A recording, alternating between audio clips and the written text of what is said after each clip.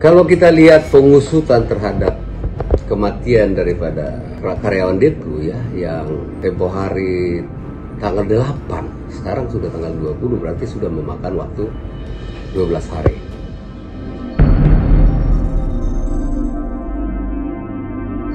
Kita belum bisa narik kesimpulan apapun ya. CCTV-nya ada, ya, baik di tempat kos itu, di depannya, sekitarnya itu kan kawasan rumah mewah.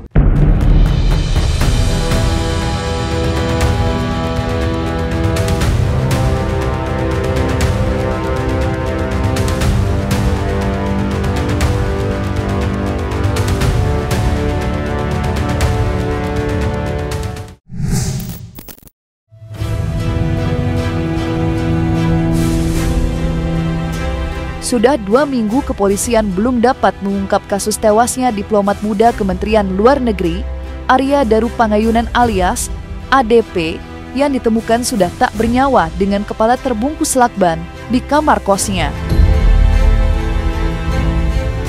Sontak saja, hal itu tidak hanya mengundang tanya, tetapi juga perdebatan luas di tengah masyarakat.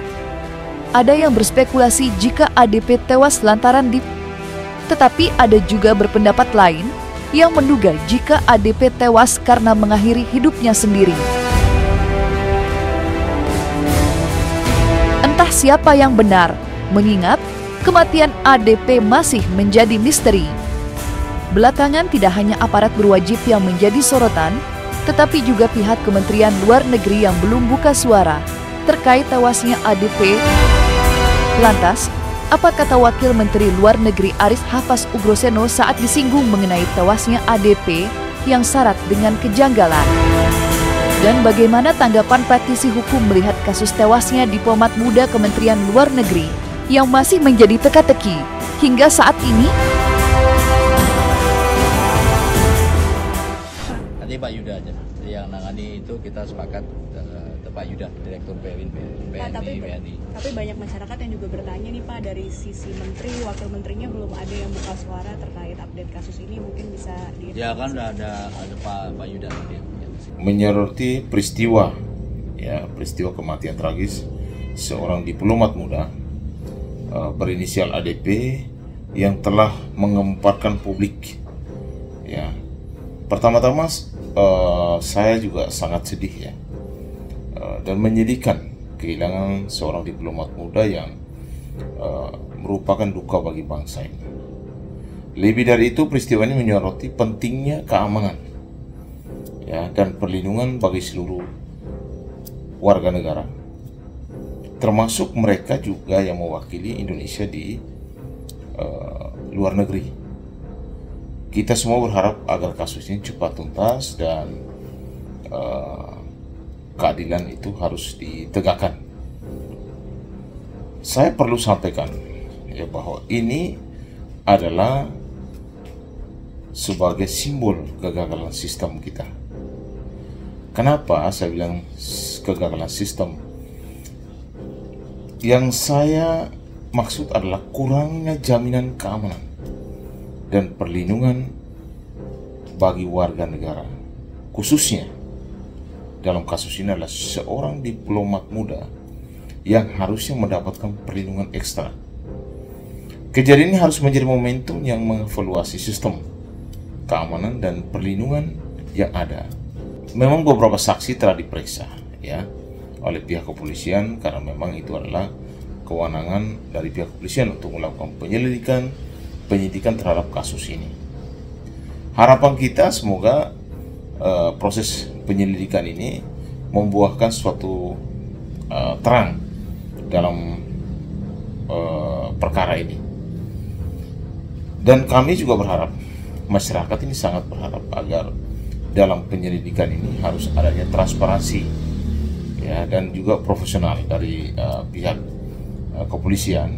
Kalau kita lihat pengusutan terhadap kematian daripada karyawan Detku ya, yang tempo hari tanggal 8, sekarang sudah tanggal 20, berarti sudah memakan waktu 12 hari.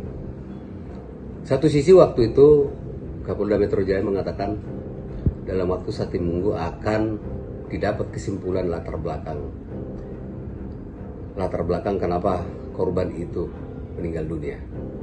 Memang kepolisian nggak boleh gegabah ya mengumumkannya. Kenapa?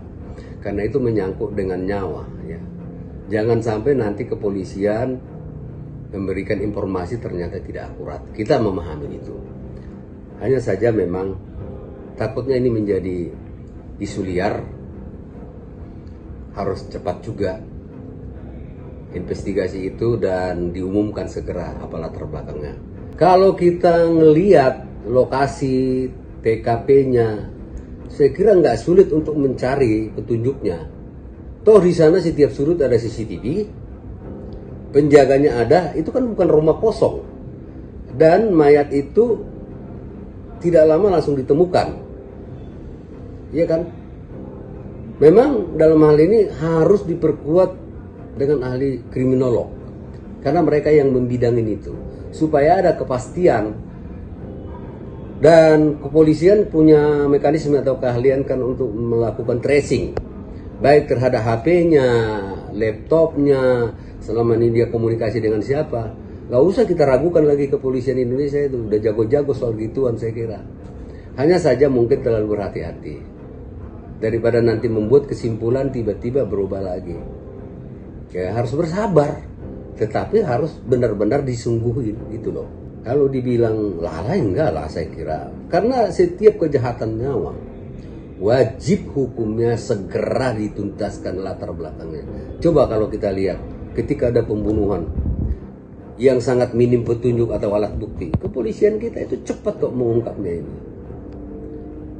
Nah ini kenapa sampai 12 hari belum juga kelihatan.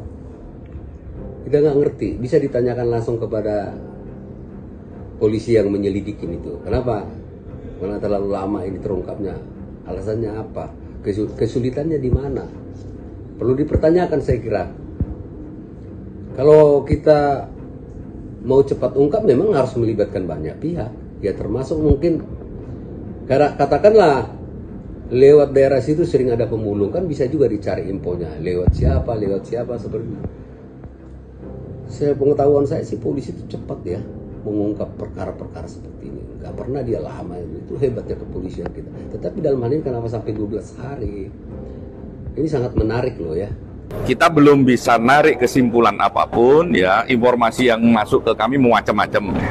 Ya, lah itu yang harus kami klarifikasi. Kalau itu ya kami akan klarifikasi kenapa kok.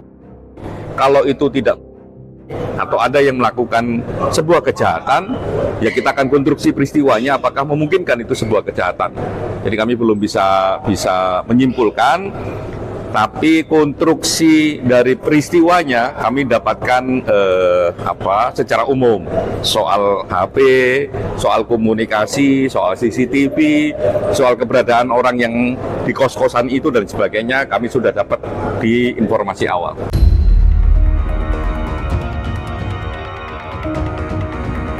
Tewasnya diplomat muda, ADP, di kamar kosnya, sudah 2 pekan ini ramai menjadi perbincangan luas di tengah masyarakat. Mengingat kematiannya yang tidak biasa. Dari berbagai rekaman CCTV yang beredar, tampak ADP terlihat baik-baik saja sebelum esok paginya ditemukan terbujur kaku di kamar kosnya. Tim penyidik Polri sudah 2 minggu melakukan penyelidikan, namun seperti belum menemukan hasil.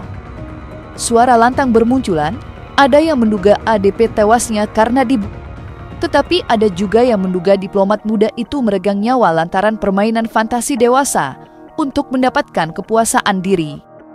Lantas, apa tata psikologi forensik mengenai tewasnya ADP yang dianggap tak lazim?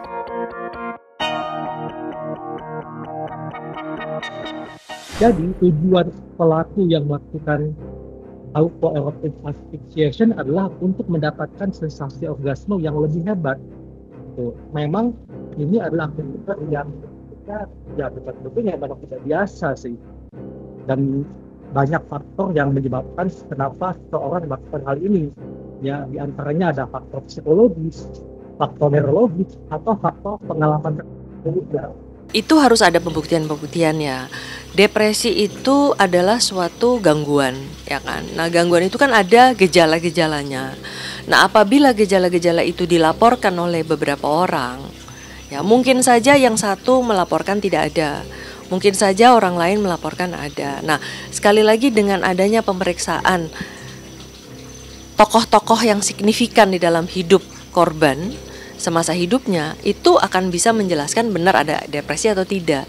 Tetapi tidak bisa kita simpulkan secara sederhana hanya dari satu aspek saja gitu. Ya, ini harus kita kumpulkan gitu ya, bahwa gejala-gejala depresi itu harus bisa terpenuhi dari kriteria-kriteria gitu. Karena misalnya ada emosi, perilaku, mungkin ada perubahan sikap, mungkin ada kehilangan minat dan lain sebagainya. Nah, semua indikasi-indikasi depresi itu harus kita cari dan kita cocokkan. Nah, ini alasannya mengapa semakin banyak orang yang diperiksa, tetapi tentu saja yang punya signifikansi yang tinggi dengan korban ya. Artinya memang punya kedekatan yang memang bisa menjelaskan adanya perilaku-perilaku yang khas depresif yang memang bisa dijadikan landasan untuk mengambil kesimpulan bahwa korban memang mengalami depresi. Ada nggak orang tapi hidupnya gembira, tidak pernah ada masalah? Saya tidak membayangkan bahwa justru merupakan titik puncak dari kebahagiaan manusia, tidak. Justru merupakan akhir dari penderitaan manusia. CCTV-nya ada, ya, baik di tempat kos itu, di depannya, sekitarnya itu kan kawasan rumah mewah. Mencari CCTV bukan hal yang sulit. Berbeda halnya kalau lokasi kejadian atau TKP itu adalah di tempat yang jauh dari keramaian. Apalagi kosan itu adalah kosan yang mewah menurut saya di daerah situ ya. Terus kita lihat adanya kepalanya ditutup, dilakban mulutnya. Ini memang menimbulkan kecurigaan-kecurigaan. Tetapi kalau dari kacamata kriminolog mungkin itu bisa membantu untuk mengungkap itu. Tidak bisa dimungkiri tewasnya ADP. Di kamar kosnya memicu banyaknya spekulasi liar. Apakah ADP mengakhiri hidupnya sendiri atau kematiannya terkait dengan kasus tindak pidana perdagangan orang? Spekulasi itu muncul lantaran ADP sebagai diplomat Kemenlu mempunyai tugas khusus menangani perdagangan orang antar negara. Tetapi dari situ pula, spekulasi bermunculan, misalnya saja, ada yang menganggap tewasnya ADP yang kini belum terungkap sengaja dirahasiakan akan tidak terendus ke luar negeri. Menigat, banyak kejanggalan yang berhasil diungkap, mulai dari CCTV yang tiba-tiba waktunya berubah, hingga ditemukannya lakban yang membungkus kepala korban. Lantas, apa yang sebenarnya terjadi pada diplomat muda itu?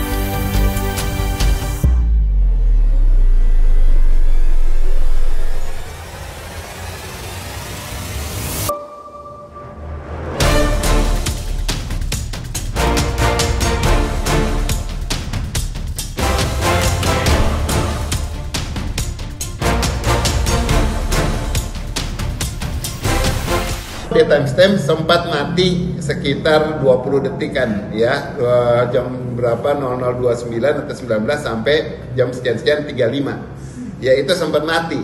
Nah, sampai dia timestamp itu mati berarti adanya suatu potongan. Potongan ini bisa terjadi karena jadi kontennya penuh tetapi kemudian ada pihak yang memotong dulu baru disebar di masyarakat. ya, atau mungkin yang memang itu yang ada di kepolisian, atau yang menyerahkan kepada kepolisian juga sudah menyembunyikan satu periode 20 detik tersebut, ya apapun bisa terjadi di waktu 20 detik itu. Korban itu katanya banyak bekerja, bahkan waktu itu sebagai ahli dalam hal tindak pidana perdagangan orang. Hemat saya, kalau dikait-kaitkan sampai ke sana terlalu jauh. Hanya saja mungkin kepolisian masih ada kesulitan-kesulitan. Ya kita lihat aja. Jangan terlalu lama, apalagi kan sudah diambil satuan yang lebih atas, bukan tingkat polsek atau polres lagi menangani itu.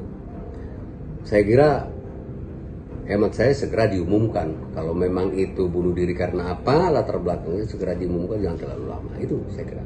Kejelasan atas penyebabnya, ya, kematian ADP sangat penting buat publik, ya, karena masyarakat ini sangat menanti-nantikan proses penyidikan dan saat ini beberapa saksi sudah diperiksa, tapi dalam kasus ini masih tahap lidik, sehingga kita berharap supaya bukan hanya memberikan keadilan bagi korban, tetapi juga memulihkan kepercayaan publik terhadap penegakan hukum di Republik ini. Dan banyak kasus yang membuat skenario di mana CCTV-nya atau bukti visualnya dihilangkan. Artinya, kalau kepolisian tidak bisa mengungkap sesungguhnya kasus ini, wajar aja kalau publik nantinya mencurigai bahwa kepolisian mengenabling, kalau bukan yang melakukan, mengenabling si pelaku yang tidak mungkin satu orang, pasti dia adalah gerombolan besar, mengenabling bahwa pembungkaman ini dibiarkan. Artinya apa yang dilakukan kepolisian, saya nggak mau menilai ini cepat atau lambat, tapi saya mau menilai bahwa harapan publik besar. Tapi skeptisme publik terhadap kepolisian pasti ada, mengingat kasus-kasus sebelumnya tadi, kasus Gama, Afif, KM50, Kanjuruhan, dan sebagainya. Kalau kita melihat dari pengungkapan satu kasus kan, mengacu kepada teori segitiga pembuktian, itu kan harus ada korban, tersangka, dan barang bukti. Ini kan yang baru kita lihat di sini adalah korban dengan barang bukti, ya, salah satu barang bukti di tempat korban bukan di sana.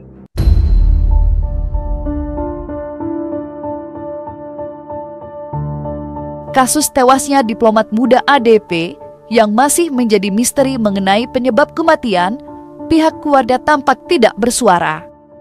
Begitu pula dengan istri korban yang belum muncul untuk menjawab berbagai pertanyaan publik. Sementara kerabat ADP dengan tegas menolak spekulasi yang menyebut korban meninggal karena mengakhiri hidupnya sendiri. Ia tahu persis gaya hidup dan kepribadian korban yang jauh dari tindakan yang mengarah pada tindakan tersebut. Sedangkan, sampai kini polisi belum memberikan keterangan pers terkait tewasnya ADP. Dan berikut keterangan dari kerabat korban.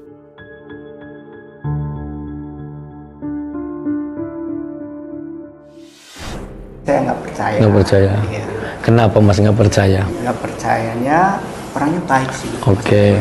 Tidak minum alkohol, tidak yang lain-lain, tidak punya riwayat yang buruk. Gitu. Banyak pihak, masyarakat, bahkan termasuk saya, sebagai praktisi hukum juga, meminta supaya ada transparansi dalam pengungkapan kasus ini. Ini sangat penting, ya, karena mutlak ini harus dilakukan.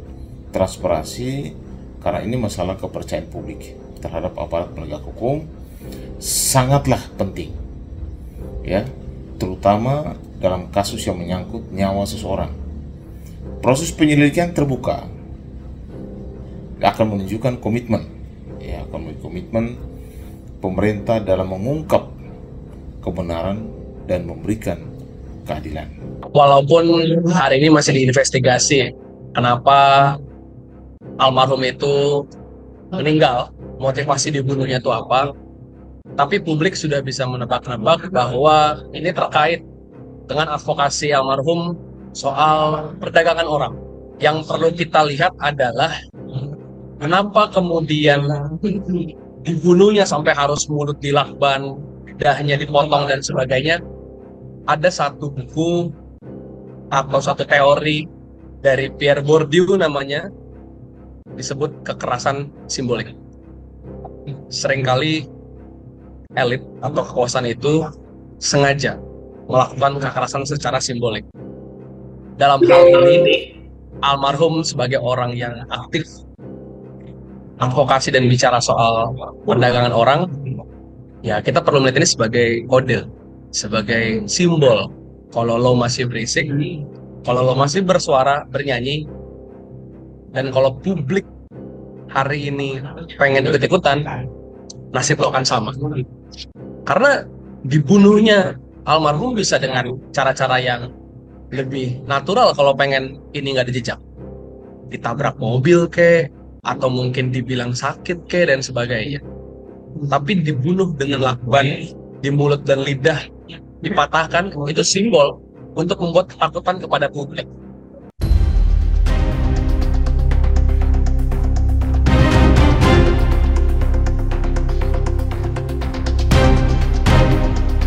Nah, selesai sudah Cumi Lovers. Jangan lupa untuk like, subscribe, dan juga share channel YouTube Cumi Cumi.